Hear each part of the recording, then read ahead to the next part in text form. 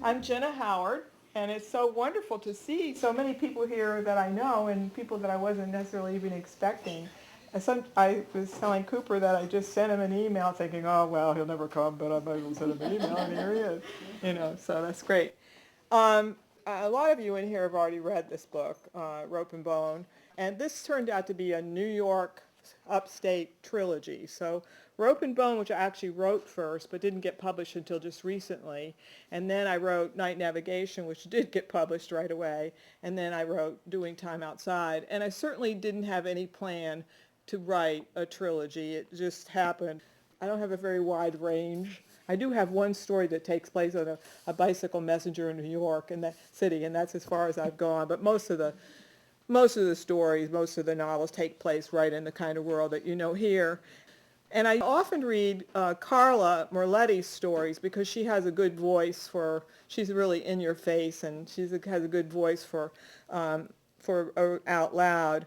And last time I read here, I read where Carla gets a job on the road work, and she drives a big roller. But today I'm going to give the men a chance, and I'm going to read Carla's husband's story. And it's actually it's where the title of the book comes from, because the title of the story is Rope and Bone. And they are, at this point, separated in the story. I don't really need to say much more, because I think even though it's a novel in stories, all the stories do basically stand alone. But I thought I would start off by reading the Rope and Bone poem that I wrote, which is one of the first things. I came to writing very late. I was a high school English teacher. I was in my late 40s. I never thought about writing until poets started coming to the class and making the teacher sit down with the students and read their work to the students, and that's kind of how I got started. But I wrote this poem, and I'm going to read it because it's actually mentioned in the story, and because in this poem, I would say basically all three novels are in this poem. In other words, what I ended up going on to write, this is the energy, this is where they all came from. And I think I'm about over this now. I think I've finally gotten over this. I said, we're down to and the sins of both shall be visited upon the children. I did that in Night Navigation and Doing Time Outside, so I hope I'm sort of through that. Not the concerns, but the sins that are visited upon them. They're all grown up now. So, women and men, rope and bone, Sunday and Saturday, that and this. He said, it was our finest hour. She wept. Speaking in tongues untranslatable, they move in experimental spacesuits, uneasy in the other's gravity, to say nothing of the difficulty of dancing. He can do anything. Come down the steepest place from the top, pull an engine, take her there. But he has a hard time balancing with one hand on his jugular and the other over his balls while walking on diverging wires. She's an ex-cheerleader, with the possibilities of becoming a harpy or Ma Jode, depending. Scenario.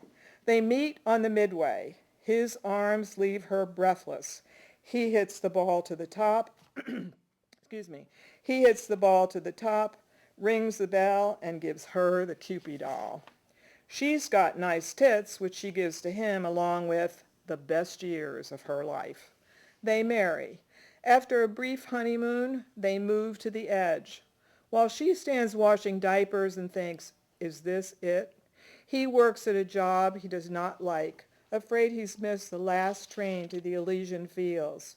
But maybe not, if he hurries.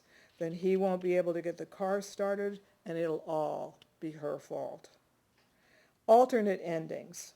She smokes, becomes thin, and drinks from a bitter cup, pouring the dregs out day after day to someone similar. He drinks and takes his comforts where he can.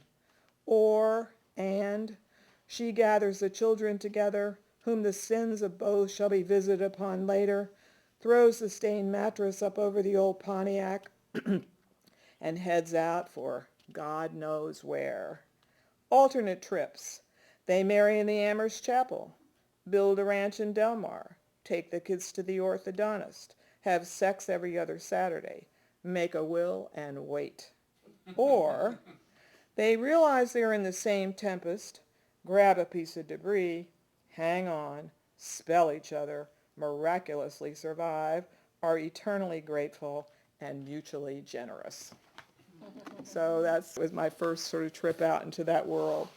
And I just want to tell one other thing, which is those of you who write fiction, the most wonderful moment of, and this could happen in any kind of writing, but particularly in fiction, is when something comes to you in your imagination or something happens that you never expected to come. And that is the thrill, and maybe that's what keeps you going day after day. And so in this book it was that I took a workshop with Leonard Michaels. Do any of you know his writing? Because he was a wonderful writer. He's dead now. But he was teaching a workshop for Writers Institute at Skidmore, which was William Kennedy gave his MacArthur money to fund that. And so there were these wonderful writers. I mean, I had Russell Banks was one of the writers that I worked with. They were really wonderful, and they were great teachers too. So Leonard Michaels came when I really needed whatever it was that Leonard Michaels does, which was basically to say that in the first paragraph you could tell where the writer goes wrong the whole way through, which was pretty much true, I think. So I had written this story I'm going to read today in a different form, and afterwards he and it was supposed to be sort of a sympathetic story toward Carla's husband. And afterwards he said to me in the class, but the thing is, you've got this heavy-duty condescension in the subtext for this guy. And it was true. You know, I really did have those feelings about him, but I wasn't as totally aware of it, but I thought I was being sympathetic. And so I went home, and in all these stories for Carla's world, the Merletti world, there's always one true fact. And the one true fact in this story was that I really did know a woman like Carla who inspired these stories briefly. And her husband, they were separated, came to visit his children. He had visitations, and he was going to do his laundry at her house. And he was sitting at the table folding his laundry, and he was a biker guy. You know, he belonged to the Pagan Motorcycle Club, and normally you wouldn't see him rolling his socks up and that kind of thing. And so that's the true fact of the story, because you'll see that. But what happened was I decided he'd have to sew buttons on that shirt. This was after Leonard Michaels told me the story didn't work. And so I went back to the dorm room at Skidmore, and I spent about 4 hours having this guy sew a couple buttons on the shirt. And by the time I got done with this, I really felt differently about this man. It's just one of those amazing things that can happen. You know, it's what your imagination can do, and what you hope will happen in any story, because it sort of, as I said, keeps you going. And so I'm telling you all that because that's what's going on in this story. Rope and Bone, 1986.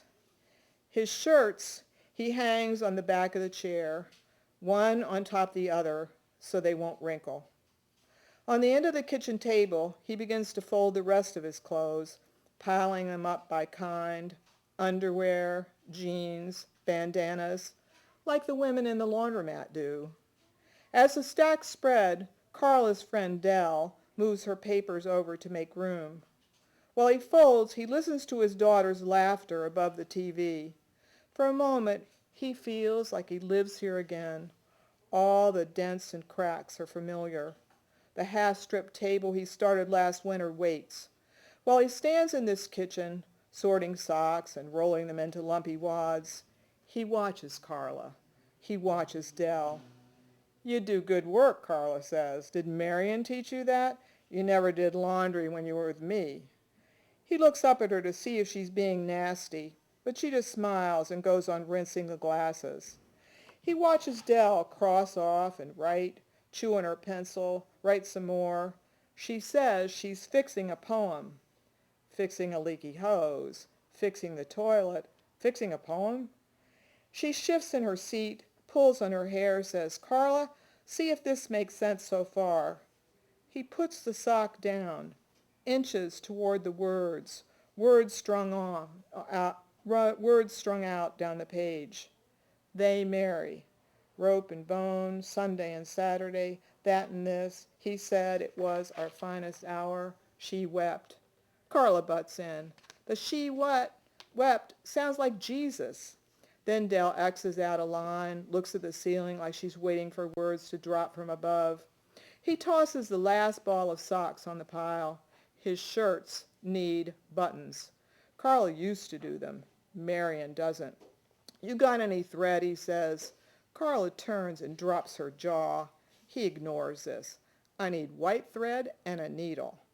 She goes up to her room to find them. He follows her as far as the foot of the stairs and calls, and dark thread, dark blue thread.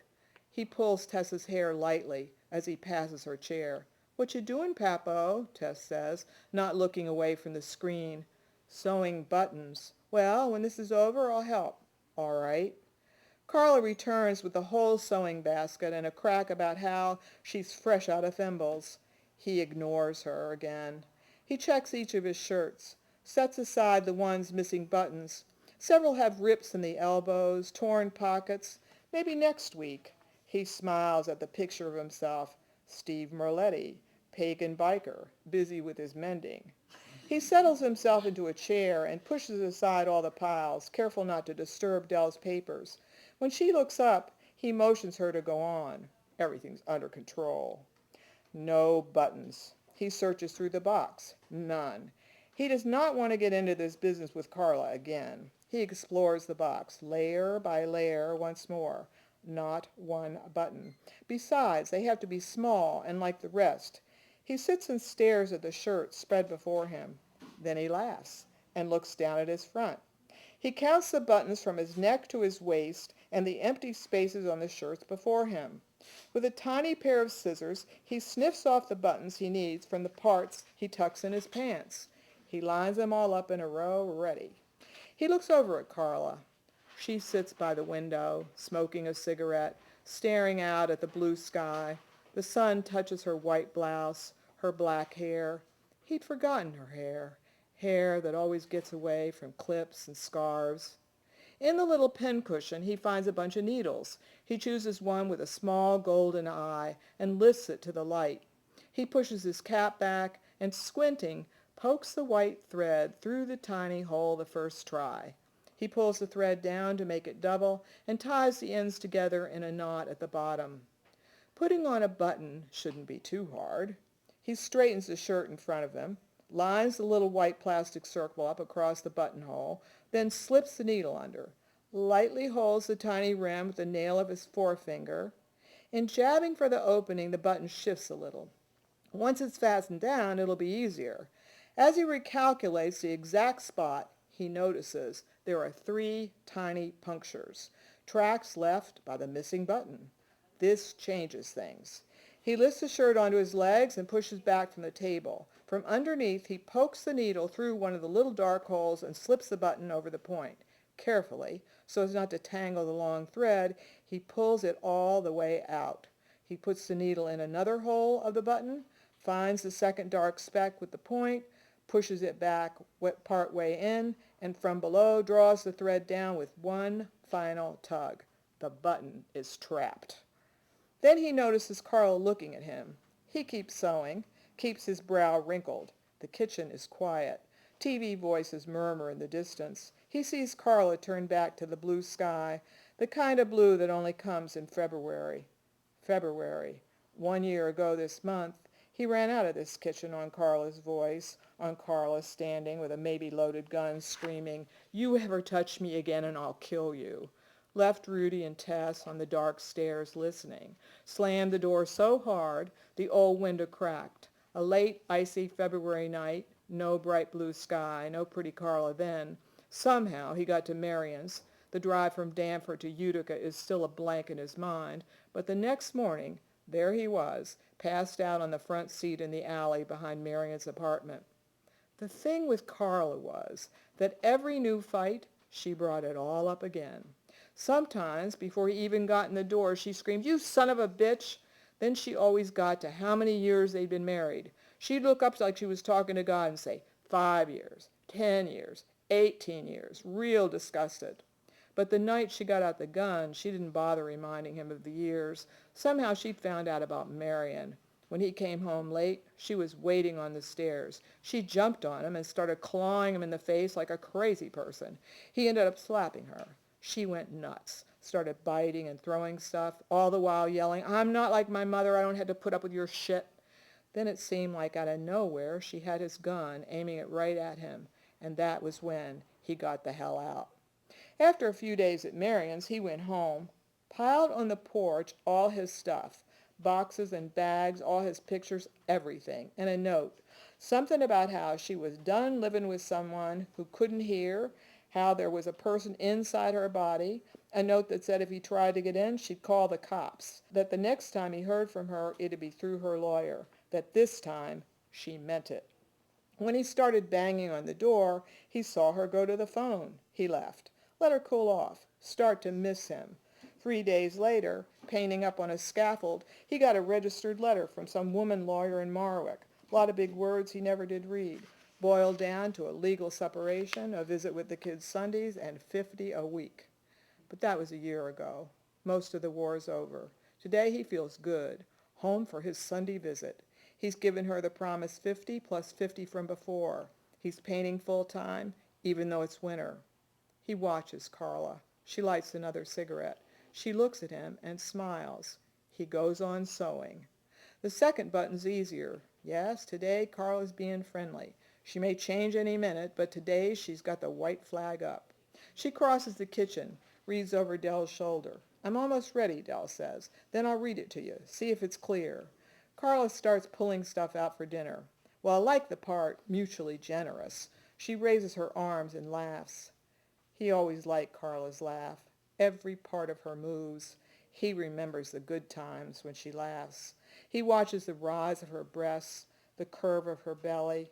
Out the corner of his eye, follows her ass as she bends to get potatoes out of the bin.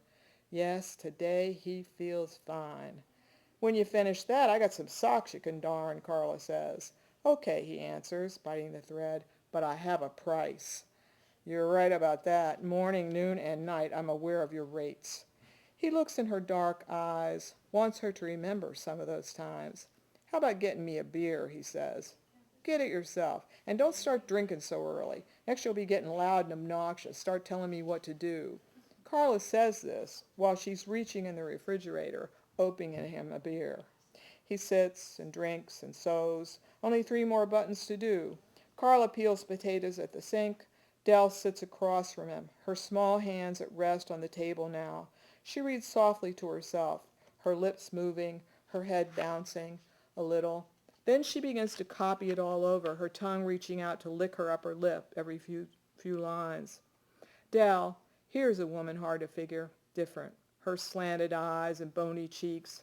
Dell, always a little distant, maybe a couple years older than him, 45, 46, stayed in that cabin all alone. Her man only there some weekends. He never had any teachers like her.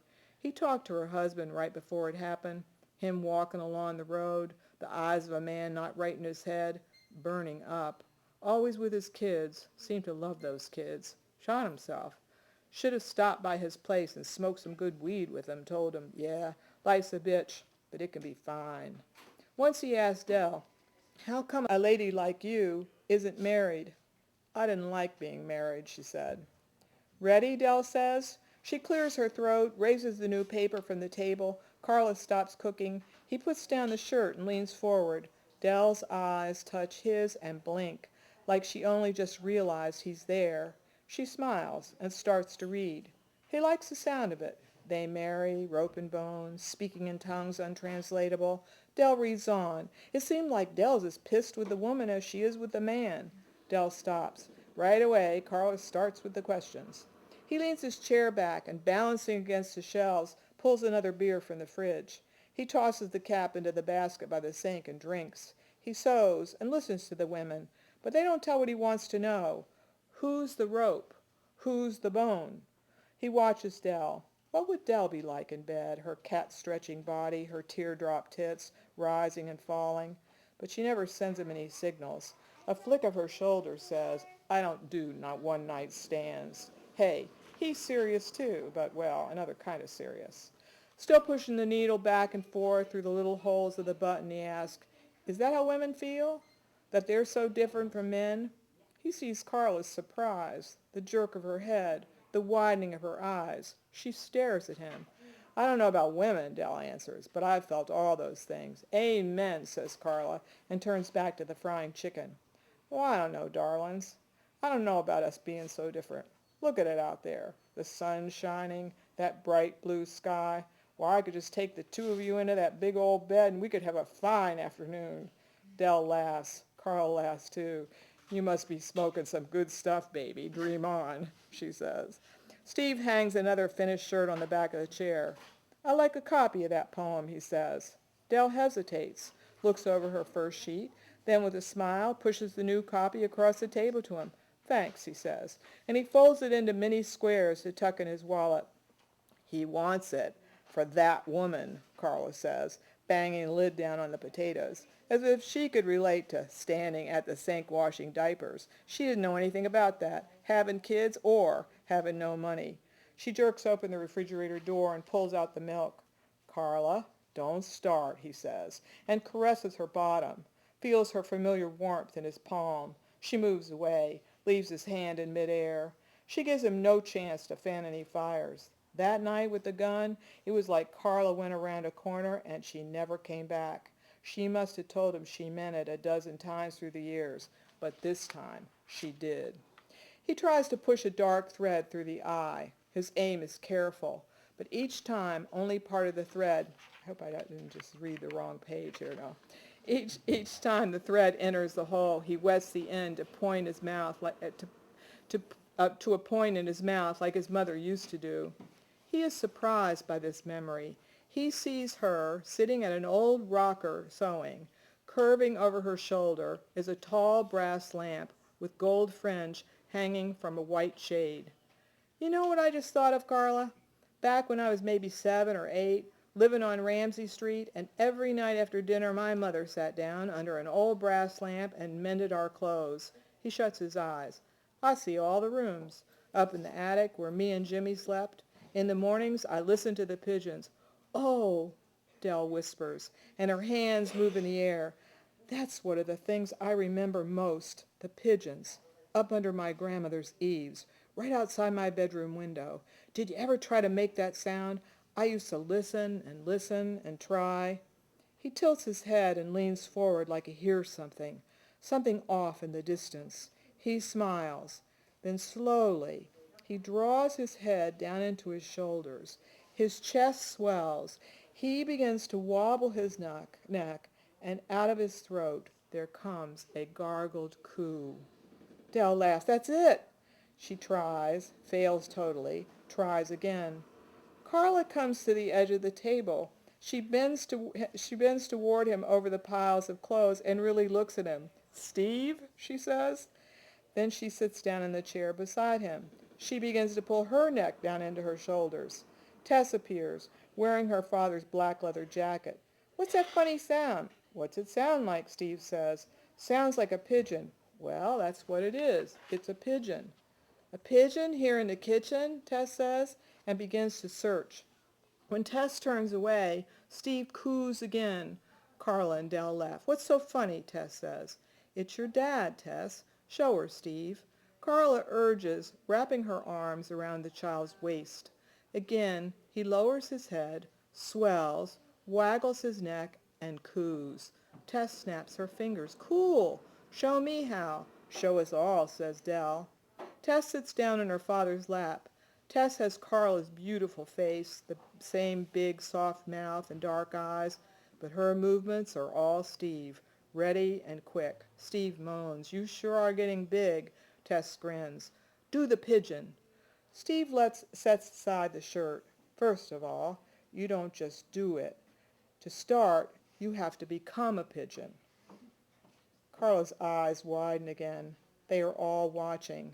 The phone rings. The pigeon disappears. Answer it, Tess, Carla says. Tess doesn't move. It rings again. Tess? She repeats, her voice rising. Steve pushes her lightly from his lap, and Tess creeps to the hall. Carla yells, "One of these days, Tess, one of these days." Almost to herself, she says, "They're threatening to turn off the phone. They be doing me a favor." Tess calls from the hall, "Mammo, it's Rudy. He wants a ride from town. He's at his girlfriend's." "Cradle robber!" Carla yells in the direction of the hall. Then her look is all charm. "Steve, the Maverick isn't running. Could you?" She gives him her beautiful smile. "Tell him I'll come and get him if my car starts," Steve hollers to Tess. Carla leans toward him. "You having trouble with your car?" She shakes her finger. "I told you not to buy that car. I mean, it already had 130,000 on it, and it was a torpedo when you got it." How quickly she turns. He shrugs. He is not, God damn it, he is not going to get into it with her today. He wishes he had $1 for every fight they've had over old cars. "I can do it if you have any trouble," says Dell. "I think it'll run." "Come on, Ramboette," Steve says to Tess. "Let's go get your brother." He takes the last beer from the refrigerator and eyes the bottle on top. He'd like a shot for the cold, but Carla stares at him hard. Instead, he takes his jacket off Tess as Tess starts for the hall. "Get your own coat," he says, to the whines of protest. He sets the beer on the edge of the cabinet and begins to rummage through a drawer. "What are you doing?" Carla says. She lets her wait. He lets her wait. "Where's a screwdriver?" "What did you do? Rearrange the whole house?" He means to keep it light, but just the thought of the carburetor puts him on edge. And of course, Carla doesn't let it go by. She never does. "You got a problem with me rearranging the whole house?" she says. Her hands go to her hips. Her chin angles toward him. He knows her fingers will curl into fists. They do. "A screwdriver, Carla. All I want is a screwdriver." "In the hall closet," she says, her back to him now, her hands stirring something on the stove. "Steve," he can hear she's sorry, "talk to Rudy about the woman. No good's going to come of a 19-year-old messing with someone who's 30 and got 2 kids. She faces him again. "Carla, you know he won't hear it. Talk to him anyway. Please." He nods, puts the beer can in his pocket. He moves into the hall, passes his and Carla's old room, empty now, closed up for the winter. The closet surprises him. An old saw, a hammer, a screwdriver, a rusty pair of scissors hang on the wall. Beneath, Carla has nailed a sign, "Return or else." Here's another Carla he didn't know. He sticks the screwdriver in his pocket and squats to help Tess pull her boots over her thick socks. His throat tightens, where Tess's small, wiry head rests beneath his chin.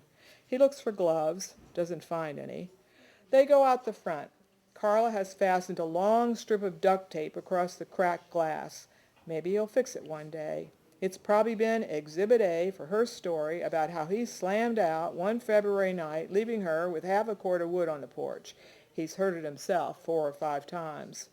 "Shut the door," he reminds Tess, who leaves it wide. And Tess, "Do what your mother says. When she asks you to get the phone, do it right then." Tess doesn't respond. "Tess, do you hear me?" "Yes," she says, cocking one shoulder, just like he does. The daylight is gone, taken over so quickly by February darkness. It's a lot colder out. They get in the front seat. He opens the beer, drinks, places the can between his legs, again wishes he had a couple of shots to dissolve the knot in his throat, something to lift the heaviness he now feels. He pushes down on the pedal, turns the key, it starts up, and immediately dies. He bangs the dash lightly with his fist. A rebuilt carburetor costs $150. He doesn't have that kind of money this week. He's not going to ask Marion. He finishes the beer, his fingers numbed by the freezing metal. Tess drums softly on her knees, hums. "All right. When I holler, I want you to turn the key like this." He mimes the motion. "Then, right away, push down on the gas like this. When it starts, kind of flutter it like this. Listen, and I'll tell you when to start and when to stop. We got to do it just right." And Tess's face is a look of complete concentration. "You have mittens in your pocket?" Tess shakes her head no. He pulls the seat forward and gets out. Tess slides over, the top of her head barely visible above the wheel. He rolls down the window a few inches so the kid can hear him and closes the door. He zips his jacket as far up as it goes and moves to the front of the battered Chevy. Through the kitchen window, he watches Carla and Dell move around the table, putting on cups and plates, the knives on one side, the forks on the other. He watches the flow of their arms, the swing of their hips. Their lips move. He leans toward them.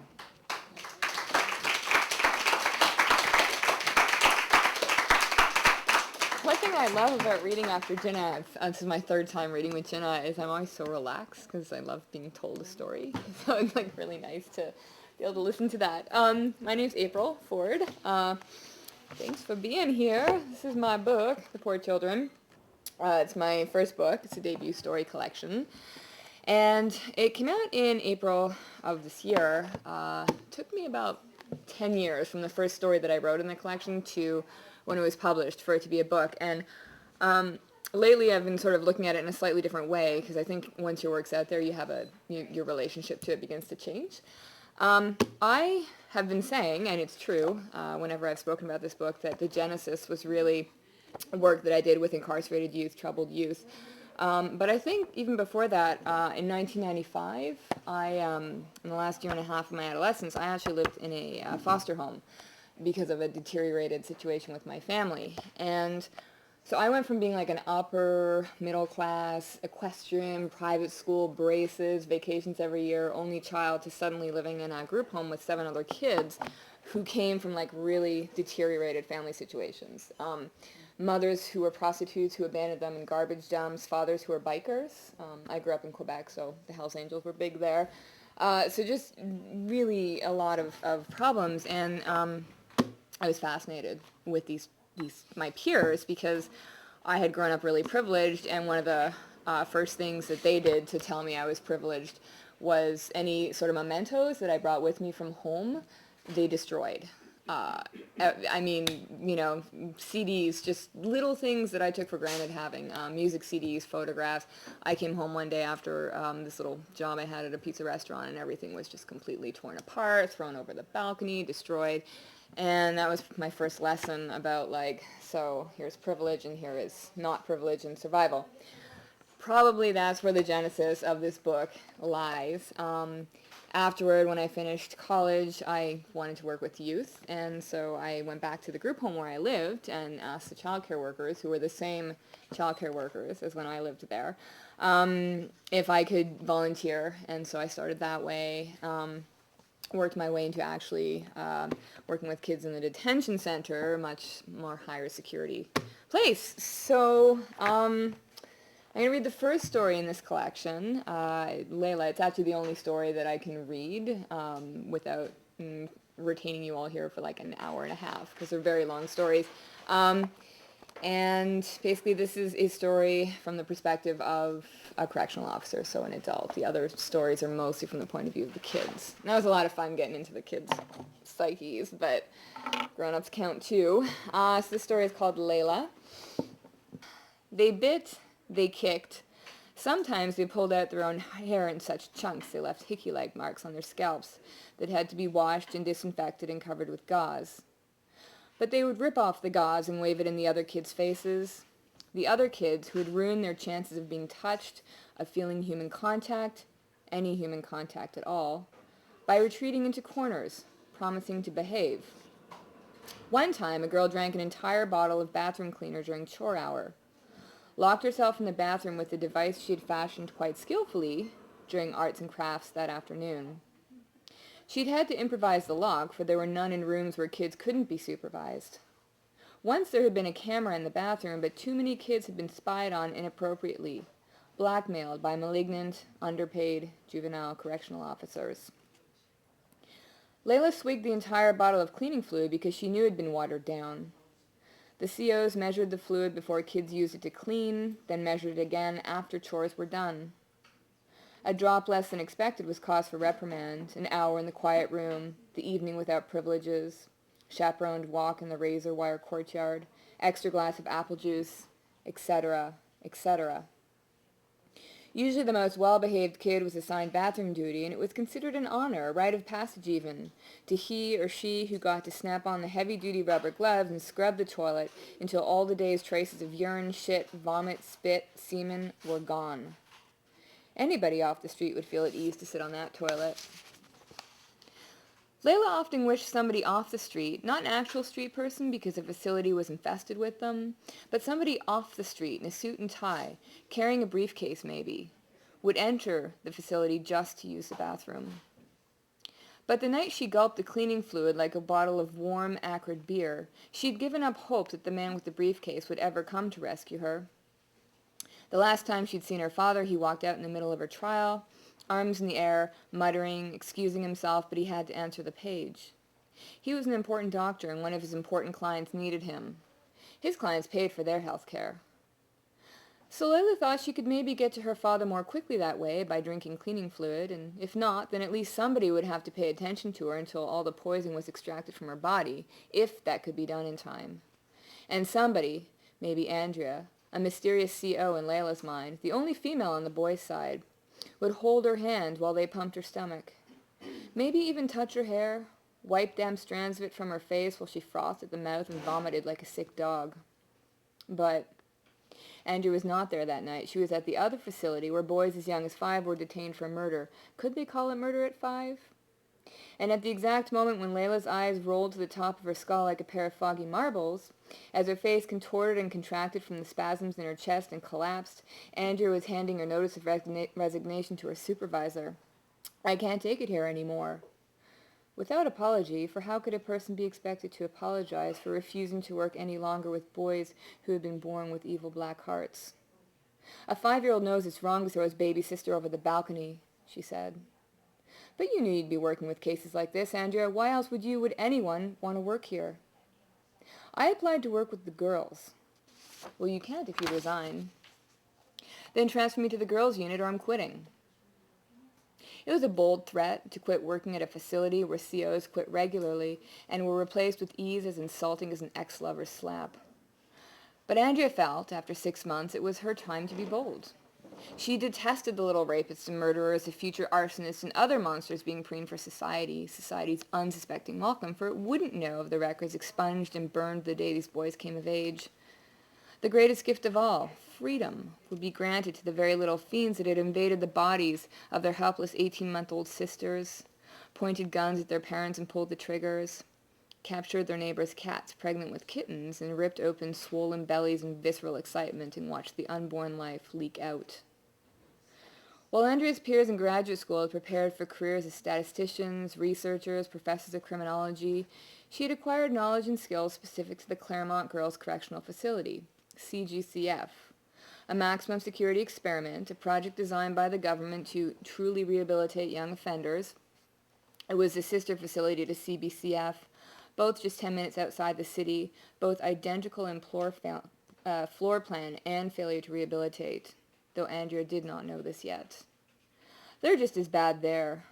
Worse," her supervisor said. Andrea waved her letter of resignation at him, a rotund man of late 50s who had succeeded in delaying the physical wear that marked the faces of COs after just 1 year in the system.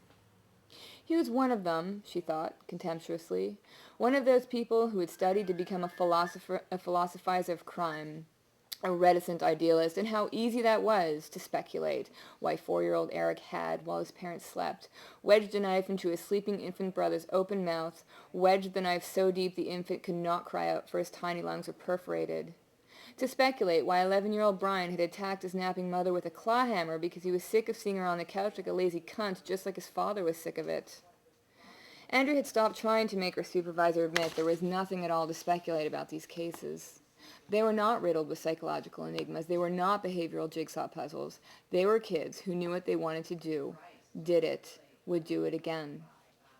"Are you nervous working with the boys?" her supervisor asked. "No. I applied to work with the girls." "Fine, they're short-staffed in the unit tonight. We'll see how you feel about all of this tomorrow." By the time Andrea was authorized to transfer to CGCF for the remainder of her shift, only 3 hours during which all girls in the facility were asleep, Layla had been admitted to emergency and the regular COs were back on duty. Little bitch, the male chided as he and the female updated Layla's docket. Maybe this time she actually did it. Put all of us out of our misery, why doesn't she? The COs looked up when Andrea cleared her throat, standing at the entrance to the kitchen where they were seated, stained coffee mugs on the table, torn open box of tea biscuits inside. Andrea smiled, but the CO showed no interest. She helped herself to a tea biscuit, poured day-old coffee into a styrofoam cup, sat down and inquired about Layla. The male whistled. You think you've seen it all over there with the boys, huh? Layla's about the sweetest thing we had here. Now what's left of the girls nobody wants, not even this place. Mangy, miserable, violent things, so wretched inside and out makes you never want children. Do you? No. These COs were the rough and tumble kind who knew the second before a kid was going to fly out of control, could suspend a kid in the air by his wrists, dangle him there like a piece of laundry clipped to a clothesline on a blustering day. And Andrea wondered, had school made her too soft? All those hours she had spent studying, reading classic cases, would have been better used jogging or jumping hurdles, training privately with a martial artist. These two COs appeared sturdier than lightning-struck tree stumps, expanded into their uniforms, were enlarged by their uniforms, their eagerness to break apart fights and administer discipline evident in the ropey veins of their foreheads and arms.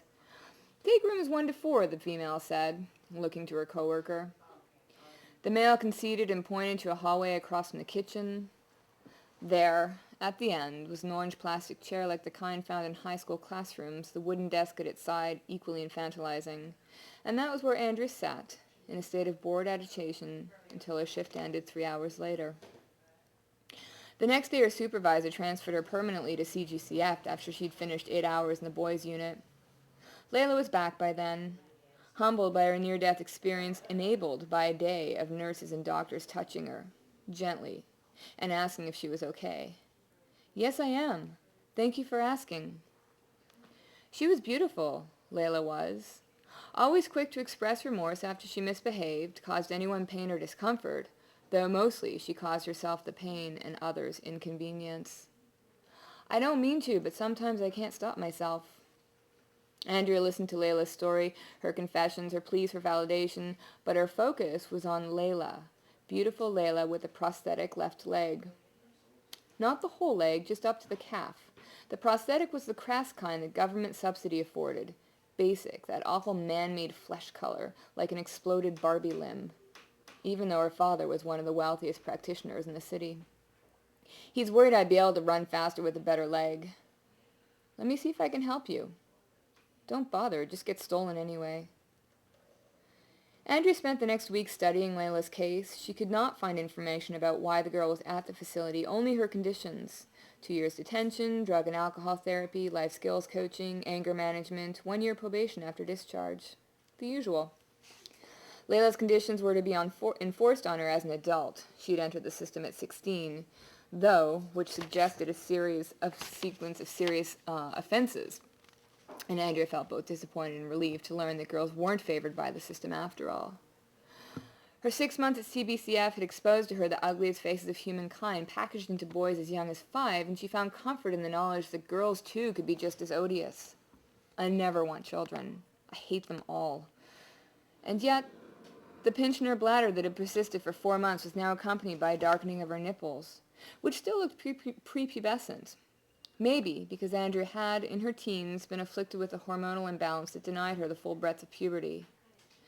But now her darkening nipples ached when she removed her bra each day after work. Dark, hard little pellets on her slightly raised chest area, where a man could spread his hands and feel the smoothness of Andrea, feel the tightness of her body, and indulge, if he wished, in an otherwise strictly unacknowledged desire for youth. Andrea's 3rd week working with Layla. Layla said one morning at breakfast, "You gonna keep it?" The 3 other girls from the wing looked at Andrea with expressions ranging from disgust, if they weren't allowed to have babies, and why could she, to exasperation. They'd have to get used to another new CO again. Anything to complicate their lives, as if living in this shithole wasn't enough. "Put your knife down, Candy." Candy smacked her knife back in place, directly to her left of her plate. All the girls had to keep their knives to the left of their plates unless granted permission to use them. I was was just going to offer to help you out if you didn't want to keep it, Candy said. But Andrea would never do such a thing. What was inside her, the 4-month-old and growing thing inside her, was somebody else's growing thing too. And that somebody else, her boyfriend, the father, had rights. No, Andrea did not feel even the most infinitesimal of impulses to seize the knife from Candy and flip it around in her own hands like a precious instrument. It was just a knife, not meant for such things. I said, put your knife down, Candy. Candy put her knife down once more, and the other girls at the table, not including Layla, yawned obliquely.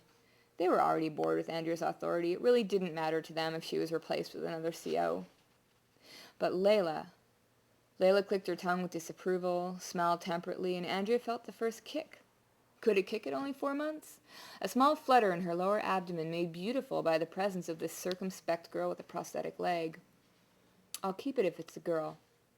If it's a girl, I'll name it Layla. That night, Andrea removed her bra slowly, paid close attention to her breasts, once liberated from the unsightly garment, the color of Layla's prosthetic leg, the heavy metal clips that chafed the skin they pressed against all day. When are you coming home? She asked her boyfriend, who had phoned from his overseas conference, phoned every night after Andrea's shift to make sure none of the kids had bitten or kicked or worse.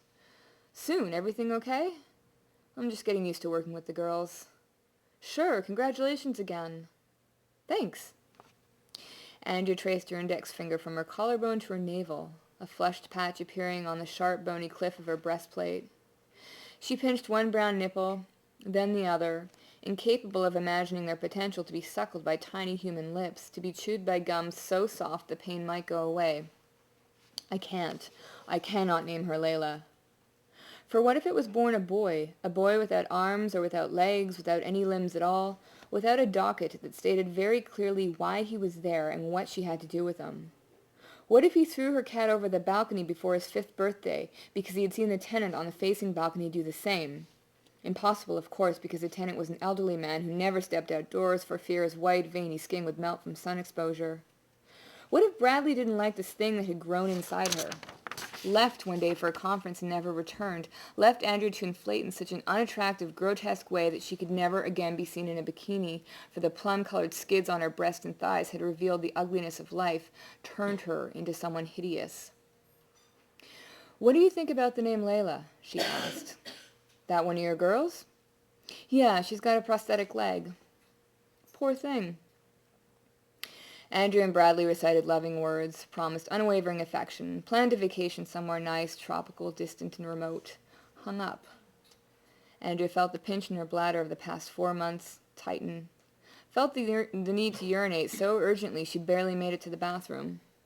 She pressed her hand to her pelvis, a gentle press, for it felt like her bladder had become suddenly inflamed, and even though she had to urinate badly, the urine came out in a slow, precise stream. Thick. Invisible sickles that made her groan. Bladder infection?